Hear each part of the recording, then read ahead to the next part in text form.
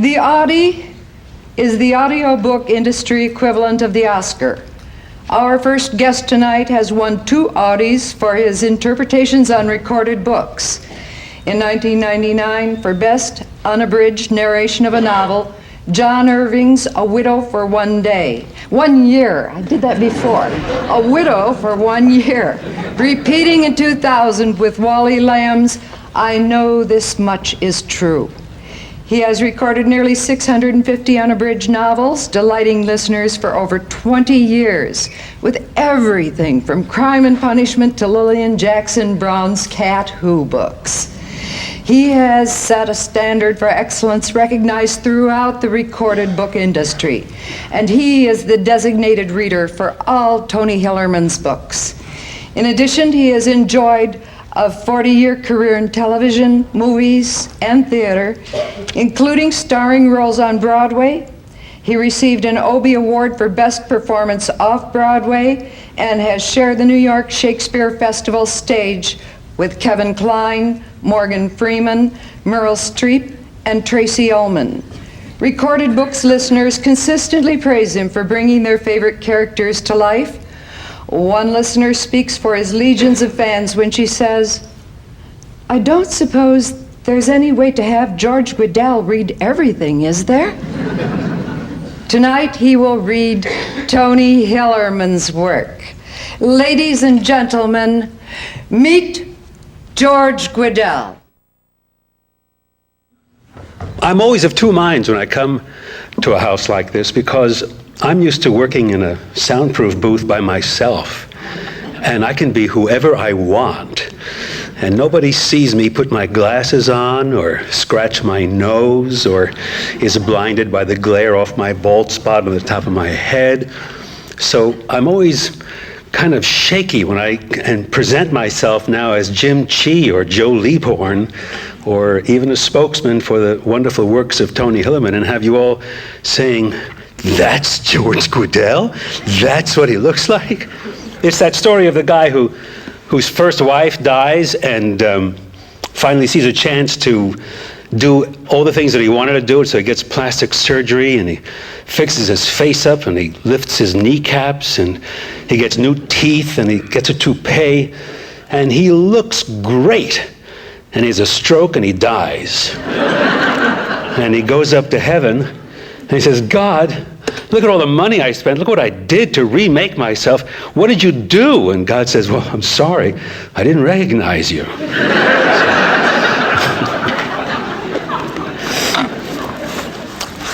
It's kind of like being a literary hermit crab. I go from book to book seeking shelter in the various characters that I play, in the various milieus that authors have presented me. But I must tell you, in all humility, that whenever I come in front of an audience of listeners who know my work, it is immensely humbling. I know that many of you spend hours and hours of private time with me, appreciating the work that I do. And that's very important to me. There is no theatrical experience that I've had over the years coming out of a backstage door, having audiences say how much they enjoyed my performance, whatever the play was.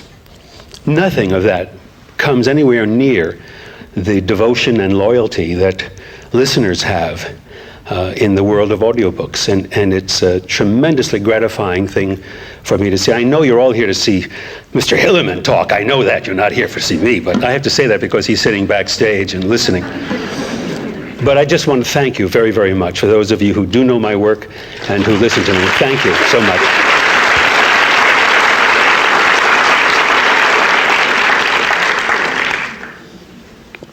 I have a theory, you know, about recorded books that explains how popular everything is. A long time ago, we were sitting in caves, hiding from the saber-toothed tiger, sitting around a fire and telling each other stories about the hunt and about the great behemoth and the saber-toothed tiger, protecting ourselves, warming our families. A few years passed, and all of a sudden, that storytelling changed into some awful invention called a book, which stopped people from telling people stories mouth to mouth, and people sat quietly and read stories. And then another awful invention happened called movies and television. People never even left their house. They stayed home and nobody said anything, just watched the screen and listened to those stories that way. And somehow or other, it seems we've come full cycle, because now we're sitting in our caves, although our caves are called cars or workshops, and listening to these tapes of having someone tell us a story. And I think it's really a primal human need to have a human voice recount the nature of an experience. And I think that's what's happening with this burgeoning audiobook phenomenon that we have. I'm going to just say a short few words about the process, because we'll have questions and answers at the end of the program. I need to tell you that recording a book is not just acting. It is immersing yourself into an entire milieu. I cannot narrate a book unless I read it first and hear the author's voice. It's a narrative concept. Sometimes I have to ask myself, why is the author telling this story? What's behind it? How does he want me to feel? How does the author feeling telling this story? And one way or another, I get into the skin of people like Tony Hillerman.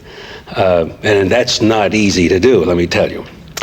I picture Tony Hillerman sitting in the front of his ranch house with his feet up on a rail, chewing a long straw, saying, well, listen, I got a story to tell you, and I just want you to listen because these people are interesting. And if that's the point of departure for me, I go with that image. And I try to have you share in the experience. I do want to share one story about my relationship with Tony Hillerman. I am the only author, it's a Freudian slip. I'm the only narrator, the only actor ever to be reviewed on the editorial page of the New York Times. This was quite a few years back when I first started reading. An editor of the Times was going on a trip with his wife, and his wife insisted on bringing along an audiobook. And the editor, of course, said, we don't do audiobooks. We read books. None of this stuff in our car. And the wife insisted. And the editor was so moved by, I forgot which specific book of Tony's it was, but it was a Hillerman novel. And he then wrote an editorial on the page describing the intense colors of a Tony Hillerman book, the minutiae, the detail of the life on the reservation. It almost becomes, the murder itself, the crime itself, almost becomes secondary to the intensity, the depth, and the multi-layers of local color that Tony Hillerman provides for us. With that, let me tell you that the first selection will be from a book called The Dark Wind. And that's a book that Tony will talk to you about later. I'm just going to set the scene up for you a little bit. Tony will fill out the full nature of the story, but I do want to tell you the depths of research that we do at Recorded Books to find out the correct pronunciation. There was a lot of Navajo in these books, and we wanted to say them right. So, of course, the first thing we do was call some local Navajos in New York City. They're interesting people, but they have very thick Brooklyn accents. So that didn't quite work. Then we called Tony himself, asking about some names of some towns and some cities, and his answer was, well, I don't know, I just got it off a map someplace. Wouldn't you say, just look it up someplace else, or something like that. And finally, we ended up with a student of the Navajo language at the University of Arizona, I believe, who helped us tremendously with some of the Navajo speech. In The Dark Wind, Jim Chi has been assigned the case of a vandalized windmill. Now, there's an opening sentence just of an introduction. Jim Chi and Joe Leaporn are the major characters of these novels. Jim Chi, the younger detective, Joe Leaporn, the older one. On the joint use reservation, which is land shared by the Navajo and the Hopi, a section of land has recently been designated for Hopi settlers. Now, a windmill was taken down for some reason, vandalized. Jim Chi is eliciting the help of Cowboy Dashi, who is a Hopi policeman, in finding out who was the person that vandalized it, because at the same site of the vandalization, there was a murder that occurred. A plane crash landed on the scene as Jim Chi was hiding out looking for the vandals that were wrecking the windmill. He witnessed this crash landing of an airplane. There was a murder that took place, and Jim Chi knew that there was someone else that had observed the event. He feels that this person that they're going to meet, Taylor Sakatiwa, an old Hopi Indian, was the person there observing the murder. I think the rest will explain itself, and Tony will explain the rest later.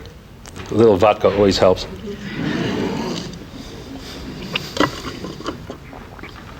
Do you ever ask yourself why they make slanted daises so when you put a glass of water down, the water slowly slides down? Well, Cowboy said, here we are.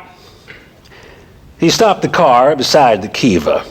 Beyond it, one of the houses that still walled two sides of the plaza was occupied. The breeze blew smoke from its chimney toward them, and a small pile of coal stood beside its doorway. The door opened. A boy, perhaps 10 or 12, looked out at them. The boy was an albino. Cowboy left the car unlocked and walked through the blowing dust without waiting for Chi. He spoke to the boy at the door in Hopi, listened to his answer, thought about it, and spoke again. Dust eddied in the plaza. The air was much cooler now. It smelled of rain. The sound of thunder reached them. This time it boomed and boomed again. In we go, Cowboy said. Taylor Sakatiwa was sitting on a small metal chair, winding yarn onto a spindle. He was looking at them, his bright black eyes curious. But his hands never stopped their quick, agile work. He spoke to Cowboy and motioned toward a green plastic sofa which stood against the entrance wall, and then he examined Chi.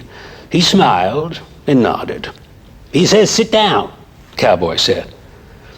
They sat on the green plastic. It was a small room, a little off square, the walls flaking whitewash. The kerosene lamp, its glass chimney, sooty, cast a wavering yellow light. Sakatiwa spoke to both of them, smiling at Chi again. Chi smiled back. Then Cowboy spoke at length. The old man listened. His hands worked steadily, moving the gray-white wool from a skein in a cardboard beer carton beside his chair onto the long wooden spindle. His eyes left Cowboy and settled on Chi's face. He was a very old man, far beyond the point where curiosity can be interpreted as rudeness. Cowboy completed his statement, paused, added a brief postscript, then turned to Chi. I told him I would now tell you what I told him, Cowboy said. And what I told him was who you are and that we are here because we are trying to find out something about the plane crash out in Weepo Wash.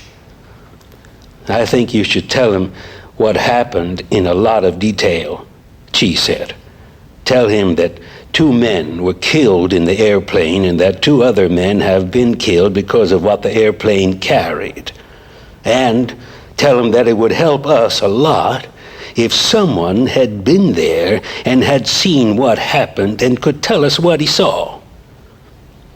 Chi kept his eyes on Sakatiwa as he said this. The old man was listening intently, smiling slightly. He understands a little English, Chi decided. Maybe he understands more than a little. Cowboy spoke in Hopi. Sakatiwa listened. While he listened, his fingers worked the yarn, limber as eels. Cowboy finished his translation. The old man waited a polite moment, and then he spoke to Cowboy in rapid Hopi, finishing speaking, and laughed.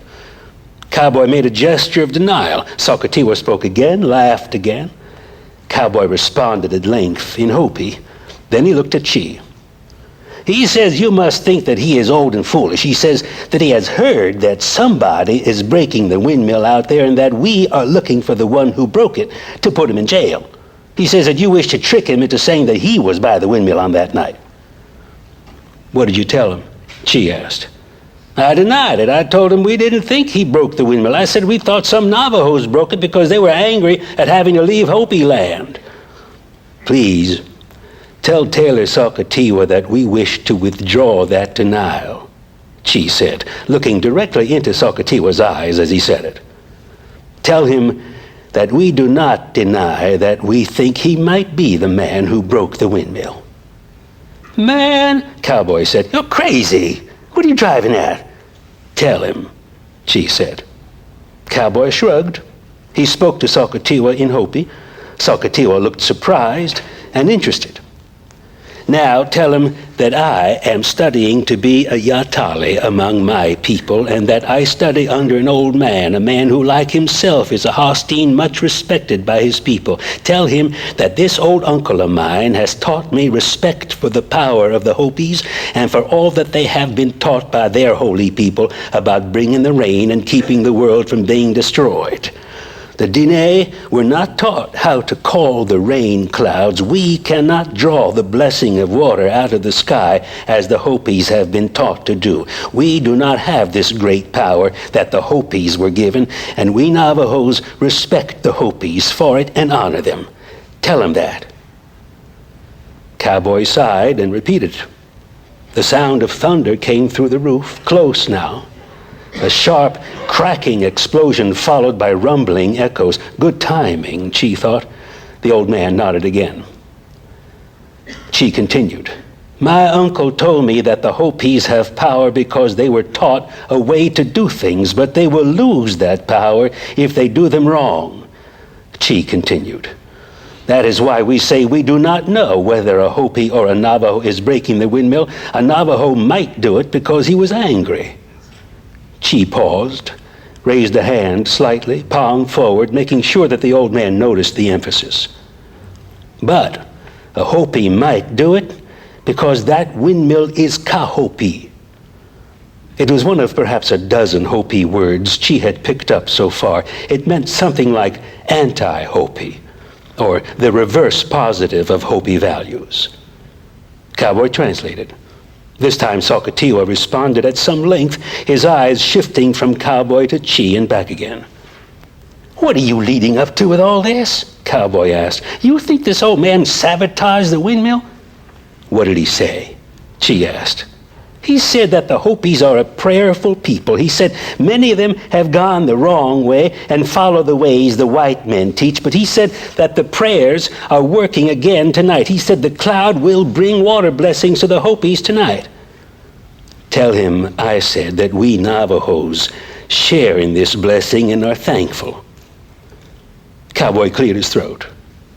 He said that even if he had been there, he was told that the plane crashed at night. He asks, how could anyone see anything? Maybe he couldn't, Chi said. But you think he was there? I know he was there, Chi said. I'd bet my life on it. Cowboy looked at Chi, waiting. Chi said, tell him, and now he looked directly at the old man, tell him that my uncle taught me that certain things are forbidden. He taught me that the Navajos and the Hopis agree on certain things, and that one of those is that we must respect our Mother Earth. Like the Hopis, we have places which bring us blessings and are sacred, places where we collect the things we need for our medicine bundles. Cowboy translated. The old man sipped his coffee, listening. Chi sipped his. It was instant coffee, boiled in water, which tasted a little of gypsum and a little of rust from the barrel in which it was stored. Cowboy finished. Again there was a rumble of thunder and suddenly the pounding of hail on the roof over their heads. The old man smiled. The albino boy, leaning in the doorway now, smiled too. The hail converted itself quickly into rain, heavy, hard-falling drops, but not quite as noisy. Chi raised his voice slightly. There is a place near the windmill where the earth has blessed the Hopis with water.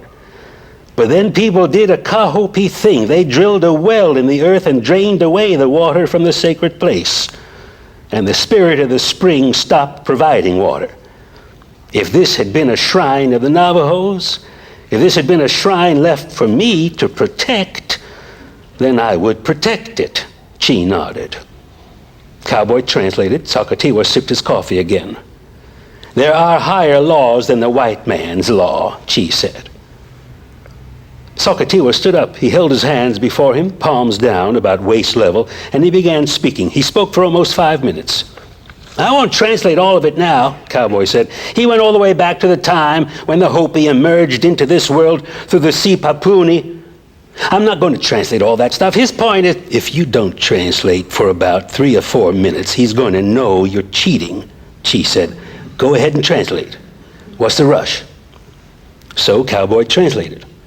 Chi heard of the migrations to the end of the continent in the west and the end of the continent to the east, and the frozen door of the earth to the north and the other end of the earth to the south.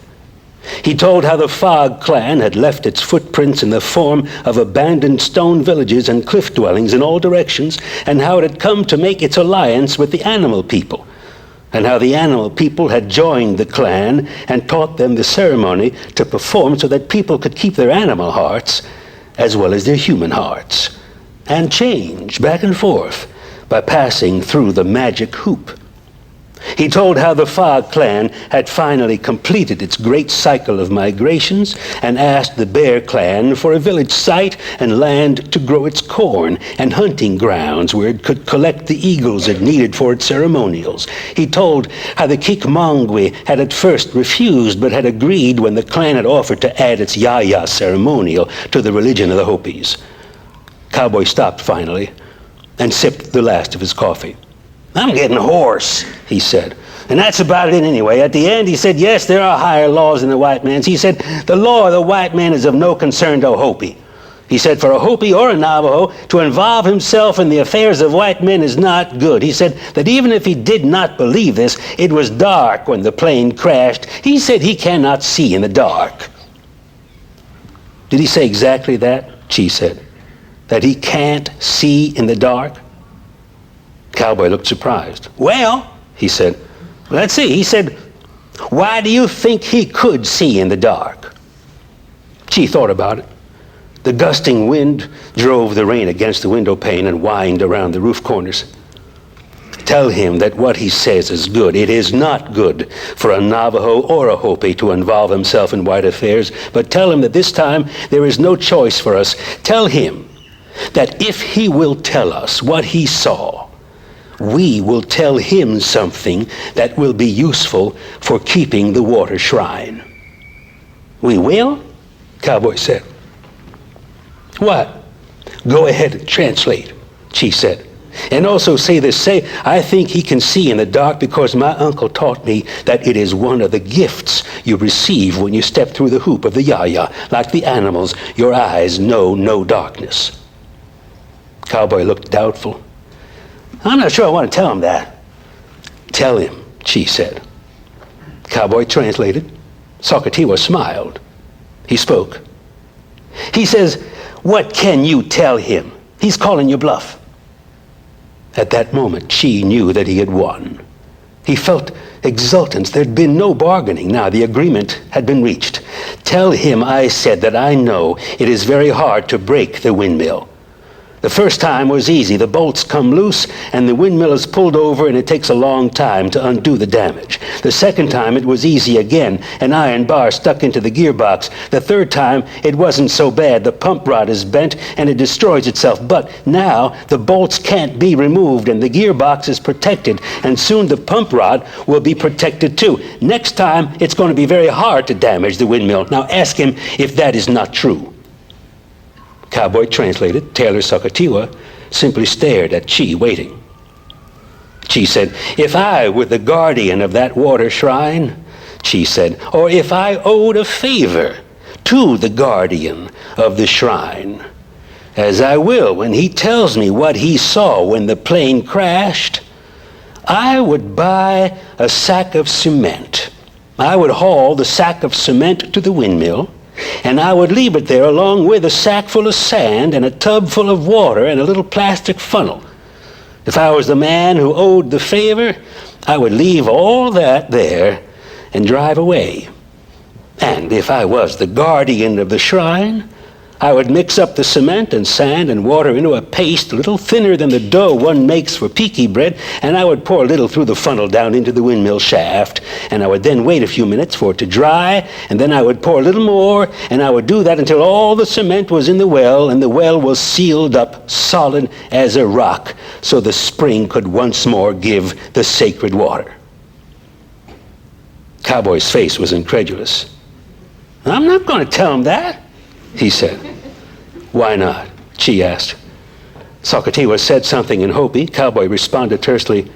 He got some of it, Cowboy said. Why not? Because, goddammit, just think about it a minute. Who's going to know but us? She asked. You like that windmill? Cowboy shrugged. Then tell him.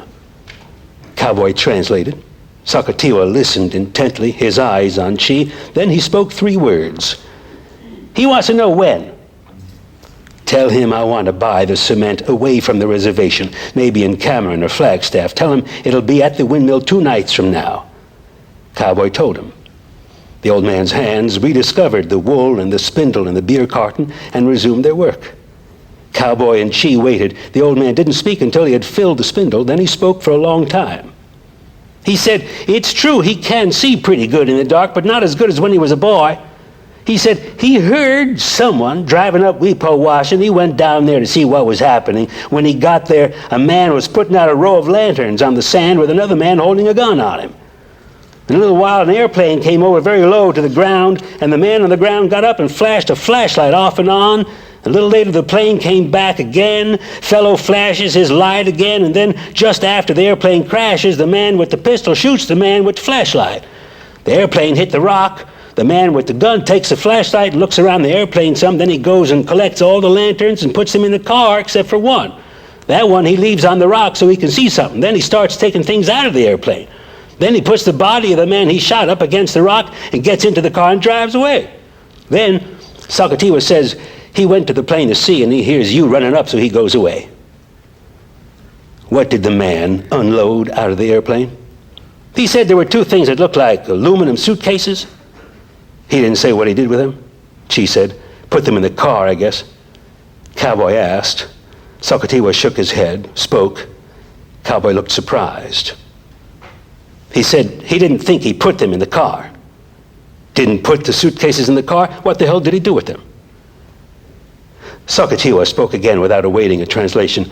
He said he disappeared in the dark with him, just gone a little while, off in the darkness where he couldn't see anything. How long was a little while? 3 minutes? 5? Couldn't have been very long. I got here about 20 minutes after the plane hit. Cowboy relayed the question. Sakatiwa shrugged, thought, said something. He says about as long as it takes to boil an egg hard. That's what he says. What did the man look like? Sakatiwa had not been close enough to see him well in the bad light. He saw only shape and movement. Outside, the rain had gone now, drifted off to the east.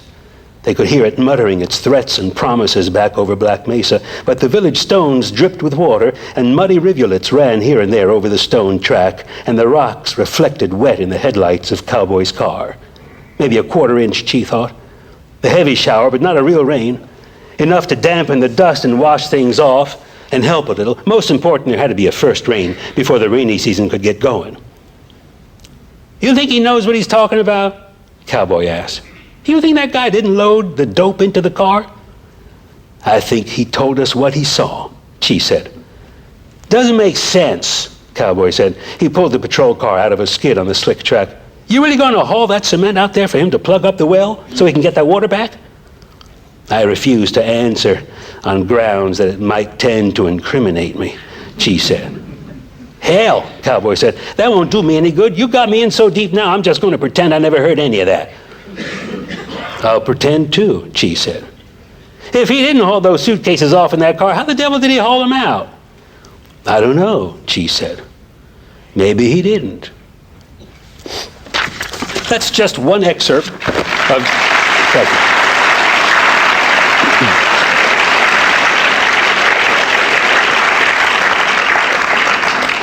The purpose of the excerpt was not to dramatize as much as to, with whatever gifts I have, paint a picture for you. Hillerman's colors are amazing. His details are amazing. He makes you see things that you wouldn't normally see. In terms of the taste of the coffee, the rust of the barrel, the colors of the sunsets, the constant rumbling of the far-off thunder. Those are all elements that make Tony Hillerman so popular. I have one more short piece to give you because I think it shows another side of Hillerman that's very interesting. As soon as I find it, we'll get it going.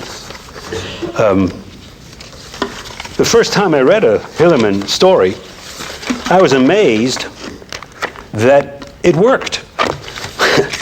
I was taken by surprise because I was initially not a man of mysteries. Never read a mystery, never read anything like that, because my initial feeling was, who cares? I don't care, these people aren't real. Somebody kills somebody, the detective finds them, and the crime is over, and so what? And in all that arrogance, I was later learned that there are people like Tony Hillerman who write in the mystery genre, but who can accomplish depths of humanity that is equal to and very similar to books of totally different genres, like I Know This Much Is True, or other books that deal with people.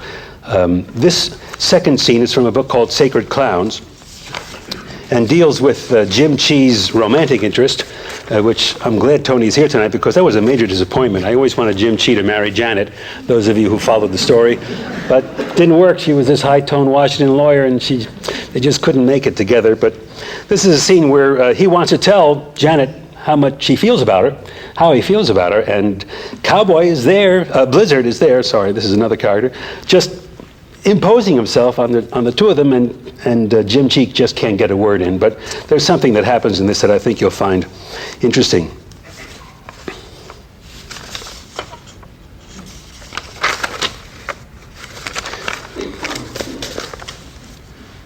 Looking back on it, trying to analyze how it came to be, Chief finally decided it was partly bad luck and mostly his own fault.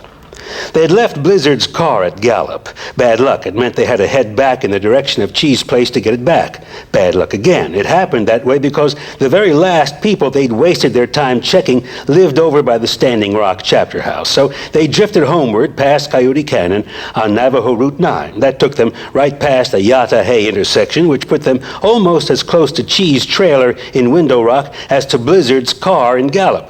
And somewhere before then, Blizzard had said he was just too damn tired of driving to drive home. That brought them to the part that was Chee's own fault. Why don't you get a motel room in Gallup? Chee said. Then you can just call your office tomorrow, find out if they're ready to let us give up on this one. Blizzard said, I'll just sleep in my car, it's okay. It was at that point Chee had screwed himself up once again. Maybe he was being tired himself, not wanting to drive into Gallup and then back to Window Rock, or maybe it was feeling sort of guilty for thinking Blizzard was such a hard ass when actually he was just new and green, or maybe it was sympathy for Blizzard, a lonesome stranger in a strange land, or maybe he was feeling a little lonely himself. Whatever the motive, Chee had said, look, why don't you just bed down at my place? It's better than the back seat of a car. And of course Blizzard said, hey, yeah, good idea. And so there they were, Blizzard deciding he'd sleep on the couch and saying he'd volunteer to cook supper unless Chee wanted to go back into Window Rock and eat someplace there. Then the telephone rang. It's Janet, the caller said. I got the impression the other day at the Navajo Inn that you wanted to talk to me about something, was I right? Absolutely, Chee said.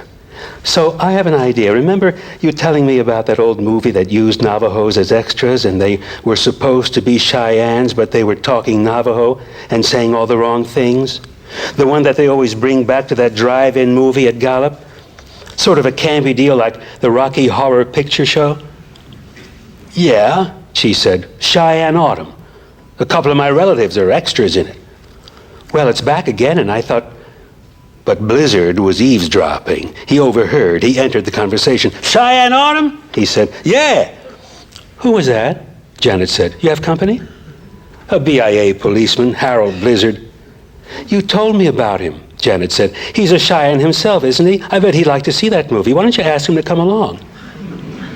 I'm sure he's already seen it.